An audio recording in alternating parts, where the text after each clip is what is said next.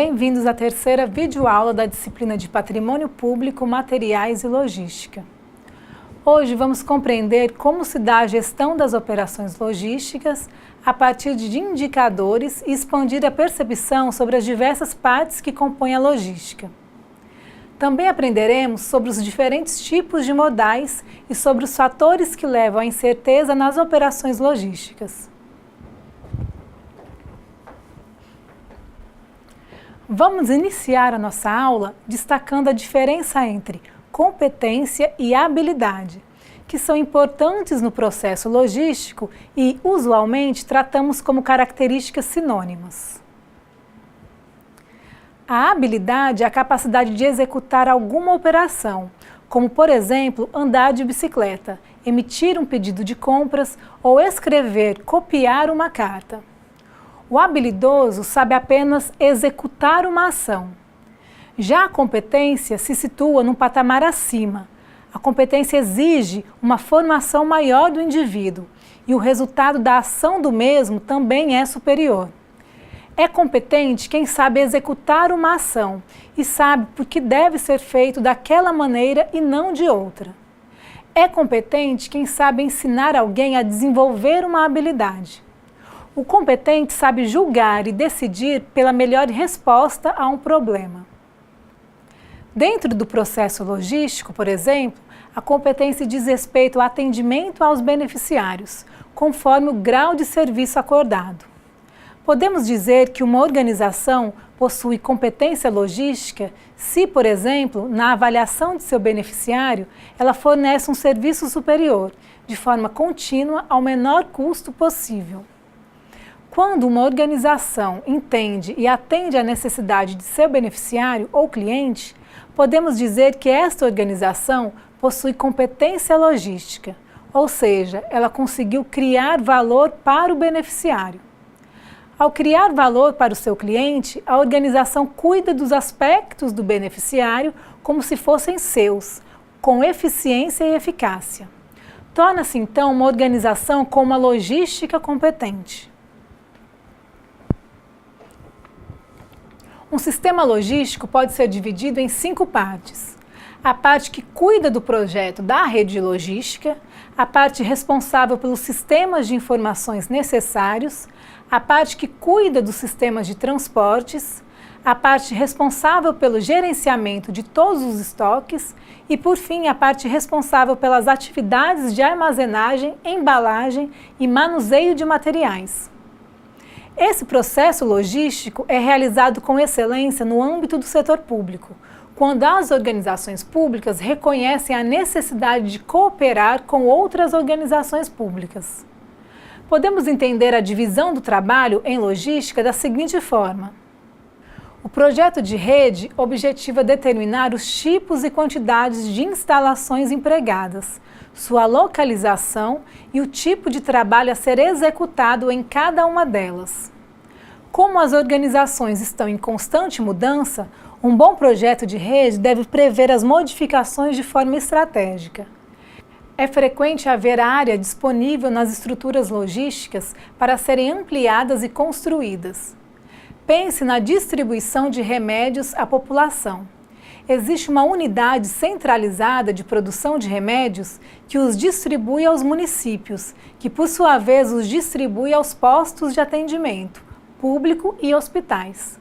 Já o sistema de informação está diretamente associado com a política de atendimento aos beneficiários. Os sistemas de informação processam informações e permitem a tomada de decisão sobre a estrutura logística. Para que funcione bem a informação, tem de ser verdadeira. Deve ser entregue à pessoa correta e em tempo hábil. O fator tempo e o fator custo determinam o nível de serviço a ser entregue ao beneficiário, e é desta forma que ele percebe o valor criado pela logística. A atual tecnologia disponível permite atender aos mais exigentes requisitos dos beneficiários. O grande problema é a qualidade da informação, pois um sistema rápido carrega e processa erros apenas de forma mais rápida. Erros podem resultar em falta ou excesso de itens. Uma grande dificuldade hoje está na falta de pessoal qualificado em operar os sistemas de informação, os quais estão mais complexos a cada dia. Em relação ao sistema de transportes, é definido como a área operacional, que posiciona os estoques. É a área com maior facilidade na apuração de custos, uma vez que o custo em transporte pode ser definido como o pagamento pela movimentação de produtos, entre dois pontos geográficos, e o pagamento com as despesas relacionadas com o gerenciamento e manutenção do estoque em trânsito. Temos ainda a divisão em velocidade, serviços rápidos e sobre a consciência do transporte. A velocidade do transporte é o tempo necessário para completar uma movimentação específica. Já os serviços rápidos significam custos de transportes maiores e custos de estoques menores. Portanto, é necessário contrabalancear os dois custos e verificar qual é a melhor relação e se esta relação é aceita pelo nosso beneficiário. Por fim, temos a consistência do transporte, que é definida como a capacidade de se manter variações operacionais mínimas para os tempos de movimentação. Ou seja, se uma empresa de São Paulo leva 6 horas para entregar uma carga em Curitiba, o serviço de transporte será considerado consistente se sempre levar as mesmas 6 horas. Variações na consistência das entregas significam que as empresas públicas precisam de estoques de proteção maiores. Variações na consistência das entregas significam que as empresas públicas precisam de estoques de proteção maiores e, consequentemente, maiores custos investidos. Velocidade e consistência são indicadores que avaliam na percepção do beneficiário a qualidade logística da organização. A partir da avaliação desses indicadores é que o beneficiário julga a qualidade dos serviços prestados. Numa organização, a estrutura de rede criada e o nível de serviço estabelecido é quem determinarão a necessidade e o tamanho dos estoques. Lembrando que sempre deve prevalecer a manutenção de um menor custo possível na busca do fornecimento de um serviço.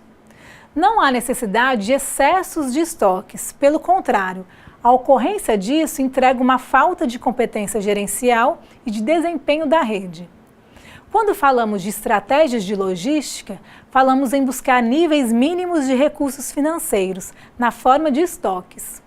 O gerenciamento de estoques, que é a parte operacional, busca controlar a entrada e a saída dos produtos armazenados.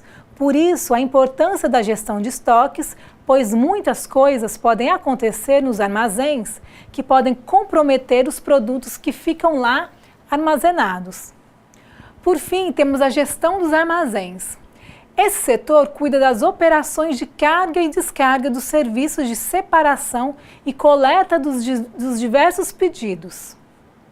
Um bom gestor deve se preocupar em obter informações sobre os processos sob sua responsabilidade, pois um processo logístico precisa ser planejado e comparado, e para tanto deve utilizar indicadores. Essa era a filosofia de gestão que nascia na década de 1960. Sem indicadores, não se consegue administrar, uma vez que são eles que permitem a análise das atividades.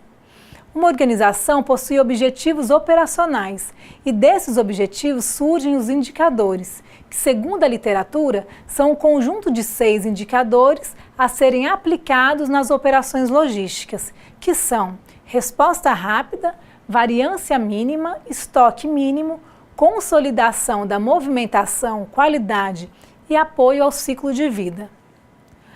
Quando uma organização consegue satisfazer as exigências dos clientes ou beneficiários em tempo hábil, ela está atendendo ao primeiro indicador, que é o de resposta rápida. Um cliente vai avaliar o serviço prestado por uma organização a partir da rapidez que ela atende o seu pedido, atrelado ao custo desse pedido. Nosso segundo indicador, que é o de variância mínima, diz respeito às possíveis ocorrências inesperadas na consolidação de um pedido.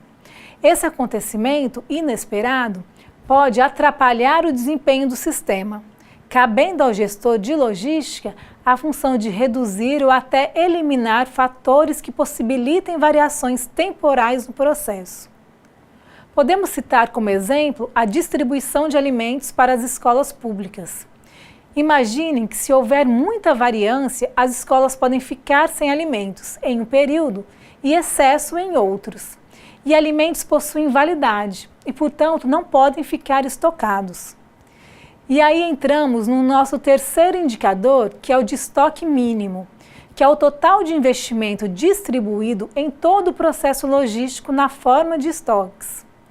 O gestor de logística deve sempre cortar custos com estoques, mantendo o mínimo possível. Podemos citar como exemplo a polícia em nosso estado. Os pontos de atendimento para reparos das viaturas devem estar abastecidos apenas por peças de uso comum e rotineiro, não havendo necessidade de se manter itens que não são frequentemente substituídos. Temos o indicador de consolidação de movimentação, que é uma forma de reduzir o custo dos transportes. Segundo Kilmer, dentro da definição do nível de serviço a ser oferecido, existe a possibilidade da consolidação de cargas como fator de economia ou do aproveitamento do retorno em vazio.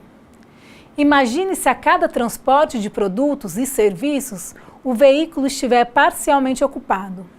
Serão necessárias várias viagens para fazer pequenas entregas de cada vez, o que resulta em custos maiores que os necessários.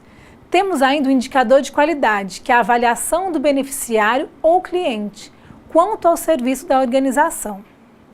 A avaliação qualitativa é sempre sob o ponto de vista do cliente. Por fim, temos o indicador de apoio e ciclo de vida, ou também conhecido como processo de logística reversa. Esse indicador diz respeito à capacidade de retirar um produto de circulação. Alguns produtos ou mesmo embalagens são processados e reaproveitados.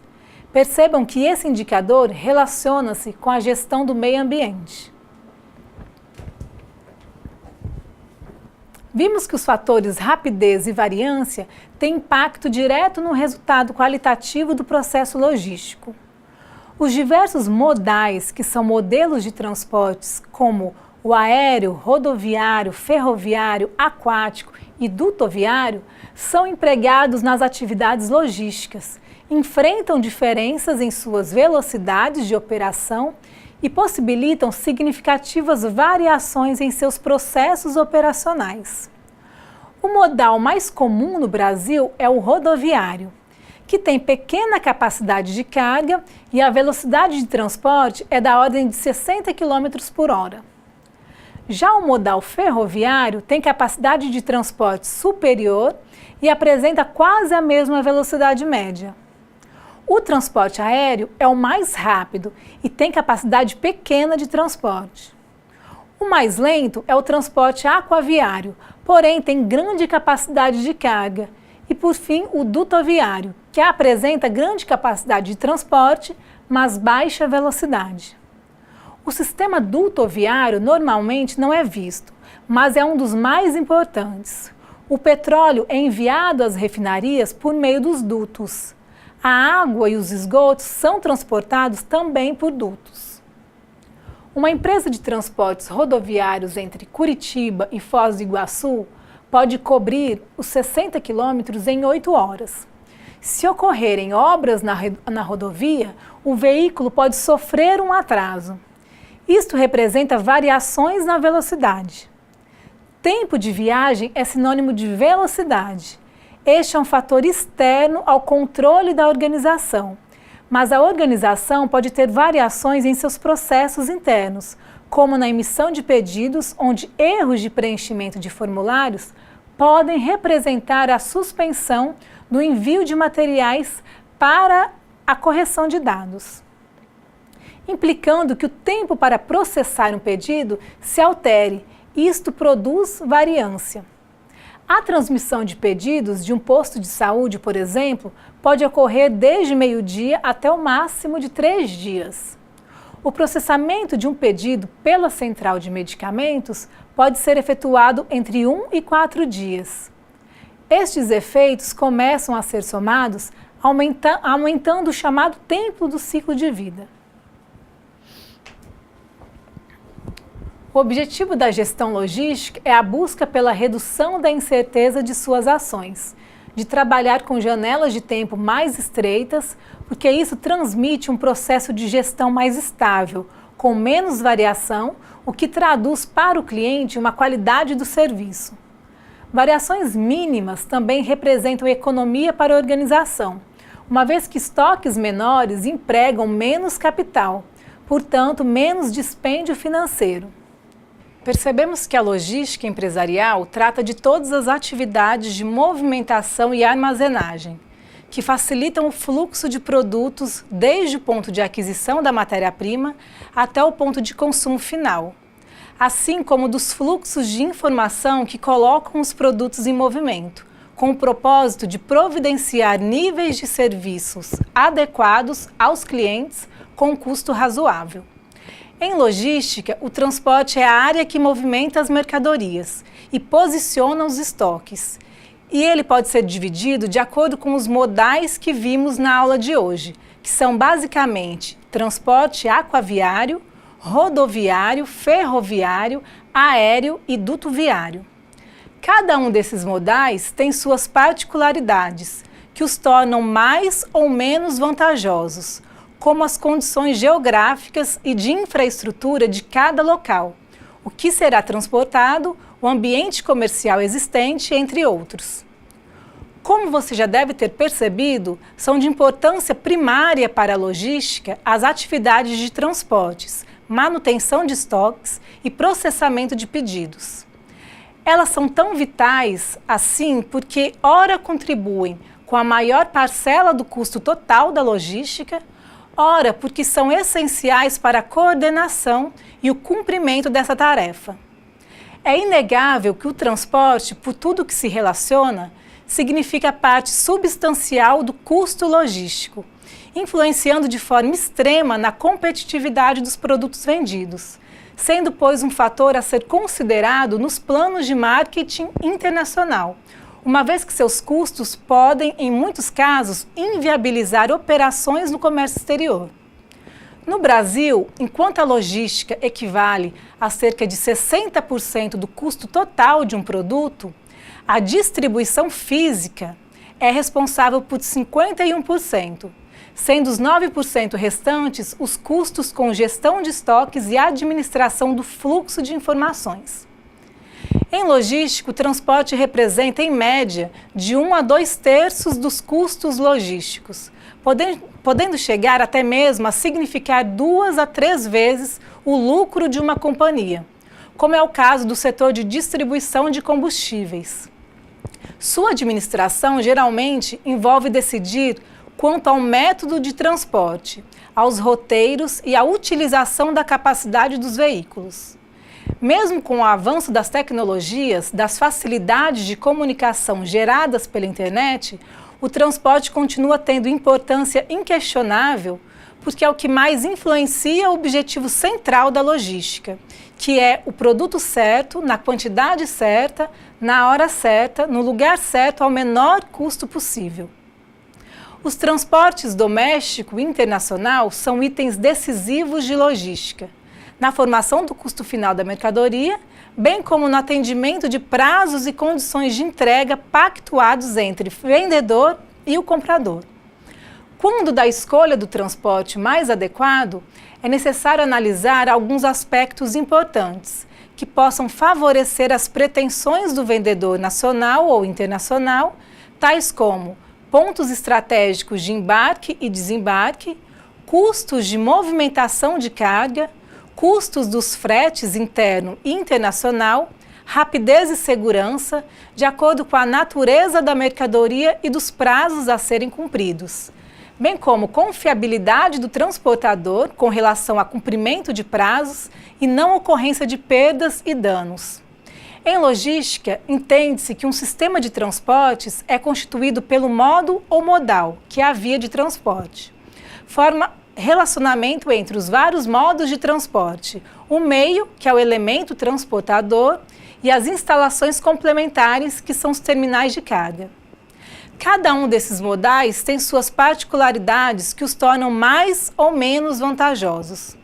É preciso que levemos em conta, na hora de selecionarmos o modal, por exemplo, a natureza e as características da mercadoria, o tamanho do lote, as restrições dos modais, a disponibilidade e a frequência do transporte, o tempo de trânsito, o valor do frete, o índice de faltas ou avarias, que é a taxa de sinistralidade, e o nível de serviço prestado.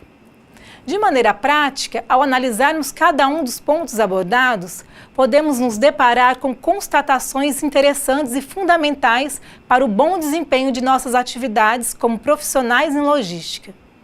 O tempo de trânsito está relacionado ao prazo de ressuprimento, abrangendo o tempo gasto pelo embarcador na consolidação e no manuseio, o tempo da viagem em si, o tempo utilizado no transbordo, se for preciso, e o tempo exigido para a liberação de carga.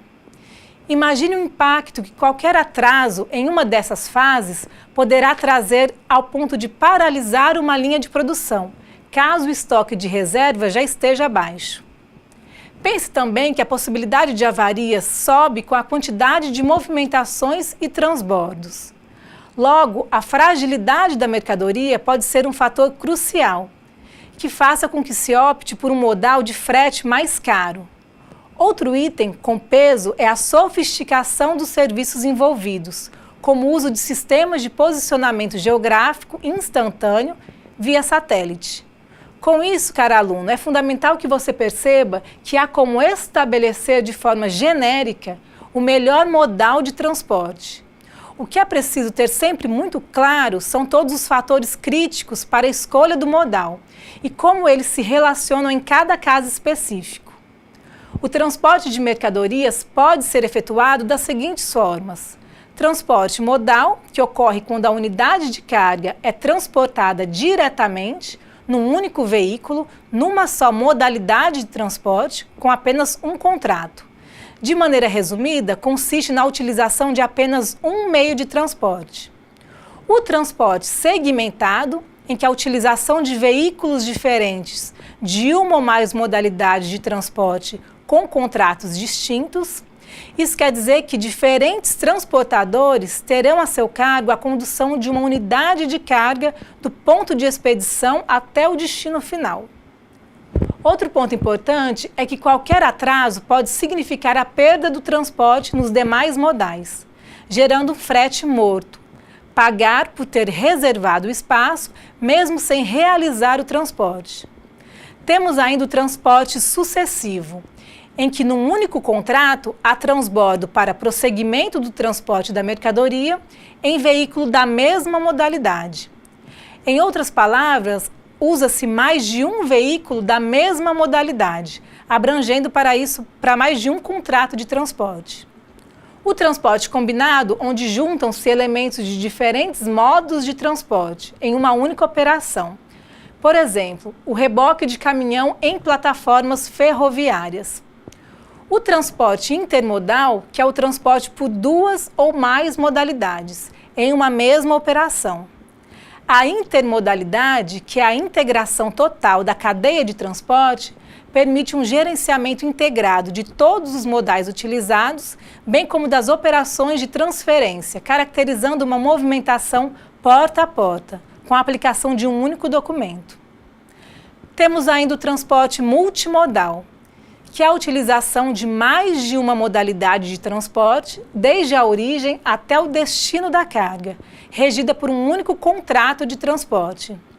Do ponto de vista técnico, a integração entre os modais pode ocorrer através de várias combinações: ferroviário-rodoviário, aéreo-rodoviário, aquaviário-ferroviário, aquaviário-rodoviário, entre outros, com mais de 2 modais. Podemos citar como exemplo a soja produzida em Goiás, que segue de caminhão da lavoura para o porto de São Simão, que é em Goiás. De lá segue até Pederneiras, interior de São Paulo, pela hidrovia Tietê-Paraná. chega finalmente ao Porto de Santos através da ferrovia Ferroban, totalizando cerca de 1.340 quilômetros. Nessa operação, um comboio de 2.200 toneladas de soja transportado pela hidrovia representa a ausência de 70 caminhões nas estradas. Nesse caso, embora o tempo seja maior do que o modal rodoviário, o custo do frete é consideravelmente menor, passando de R$ 34,50 a R$ 46 o modal rodoviário para R$ 25 o multimodal. Essa informação é muito importante para que o gestor conscientize de que qualquer estratégia comercial deve obrigatoriamente contemplar o fato economicidade. Comprovadamente, um dos fatores de ganhos em competitividade é selecionar um modal de transporte que agregue menos custo ao produto durante o seu percurso. Com isso, encerramos a nossa videoaula. Aprendemos na aula de hoje sobre competências logísticas e algumas de suas implicações. E iniciamos os estudos sobre os objetivos operacionais e sobre as incertezas logísticas, cabendo ao gestor administrar essas incertezas. O tema da nossa próxima aula será sobre a gestão de serviços e transportes. Até lá!